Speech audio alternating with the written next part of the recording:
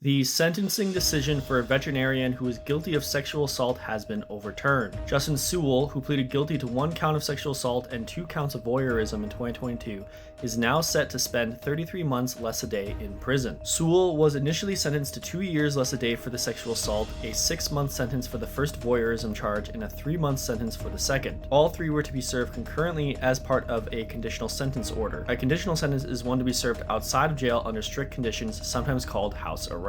The BC Prosecution Service at the time was seeking a cumulative sentence of 4.5 years imprisonment. The judge presiding over the case concluded there was compelling mitigation despite Sewell's moral culpability for the offenses being high. The BC Prosecution Service appealed that sentence decision soon after, arguing the sentencing judge overstated the mitigating effects of Sewell's confession, allowed his confession to overwhelm the analysis, and that imposing concurrent sentences for the voyeurism charges failed to recognize the harm those offenses caused. They also claimed the sentencing judge made an error in principle by imposing concurrent sentences in order to allow Sewell to be issued a conditional sentence order. In the appeal decision, the Honorable Justice Lisa A. Warren disagreed with the Crown regarding the notion that the sentencing judge overstated the mitigating effects or allowed his confession to overwhelm the analysis. However, Judge Warren did find the judge made errors in principle by imposing cumulative sentences for the voyeurism charges. As such, she ultimately granted the appeal. The newly issued sentences will be served consecutively starting from April 4th, 2025. For the full story, go to energeticcity.ca.